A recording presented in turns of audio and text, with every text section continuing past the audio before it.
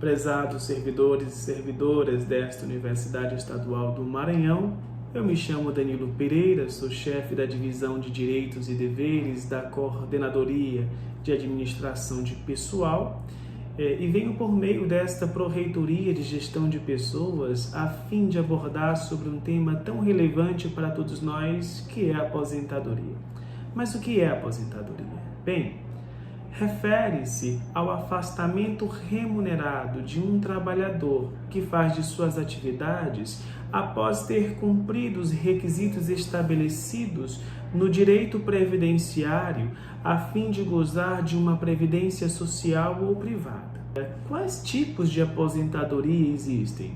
Bem, o servidor público pode aposentar-se por uma aposentadoria voluntária, compulsória ou por incapacidade permanente ao trabalho, muito conhecida como aposentadoria por invalidez, né? Danilo, quais são as regras que estão sendo aplicadas para análise dos processos de aposentadoria frente à reforma previdenciária? Olha, as regras aplicadas continuam sendo aquelas anteriores à Emenda Constitucional 103 de 2019, em razão da lei estadual que recepciona a referida regra constitucional, está por ser editada pelo Poder Executivo Estadual.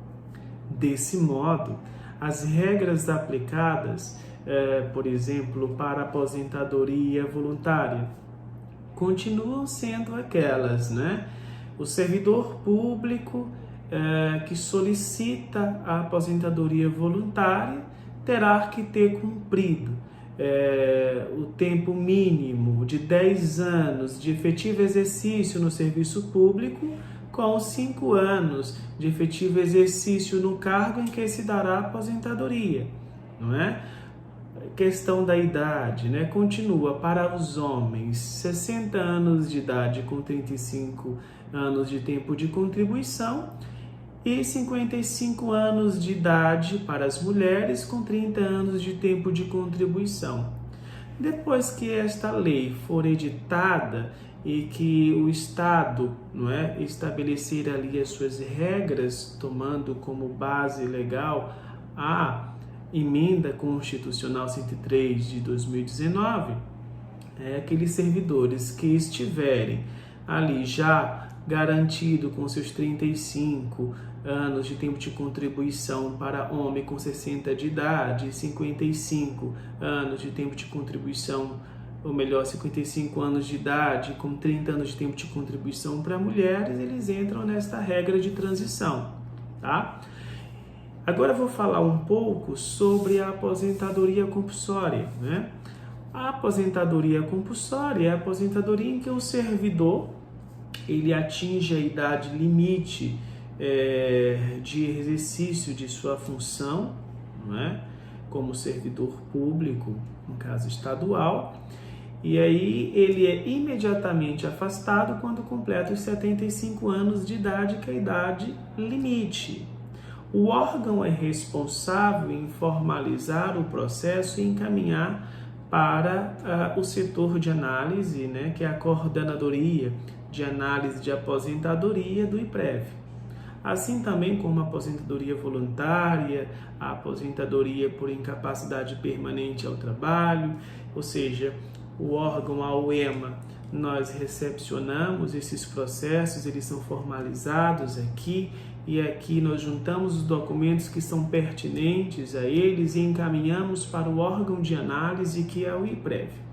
Lá que é analisado, tomadas as devidas providências e deferidos os processos de aposentadoria. Também é importante aqui falar sobre o processo de aposentadoria por incapacidade permanente ao trabalho, mais conhecido como o processo de aposentadoria por invalidez.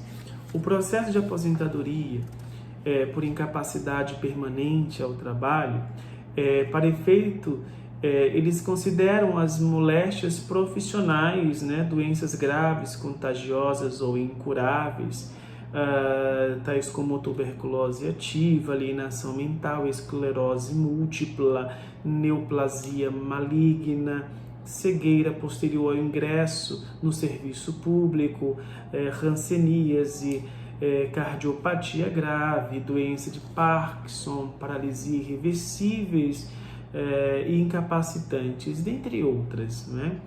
Então, esse tipo de aposentadoria, nós não temos mais gerência sobre eles, no sentido de que a gente não recebe mais esse processo. Ele pode ser iniciado diretamente no site do IPREV, né? Mais precisamente na Junta Médica do Estado. Então, o servidor que de repente se enquadra, não é, dentre essas doenças que aqui são elencadas, elas podem procurar diretamente no site do IPREV, no setor, né, da diretoria da Junta de Perícias Médicas, solicitando por lá o processo de aposentadoria por incapacidade permanente ao trabalho. Dito isto, né, o processo de aposentadoria ele tem uma característica muito importante, né, que a gente tem que ter muito cuidado quanto aos documentos que nós anexamos. Nós dispomos de um checklist que orienta, que instrui como deve ser formalizado esse processo, para que nós não possamos, assim, colocar documentos desnecessários que dificultem, inclusive, a análise do processo, causando, com isso, demora na análise do mesmo, né? Então, assim, sempre estamos disponíveis aqui na Coordenadoria de Administração de Pessoal, na PROGEP, para instruir, tirar todas as dúvidas, para que o processo saia devidamente instruído para o órgão de análise no IPREV e assim, com muita celeridade, ele possa ser analisado e assim deferido. Em linhas gerais, são estas as informações que eu posso aqui lhes oferecer. Quaisquer dúvidas, os senhores podem chegar aqui na Pró-Reitoria de Gestão de Pessoas, que com muita alegria e satisfação nós estamos disponíveis para demais orientações ou esclarecimentos.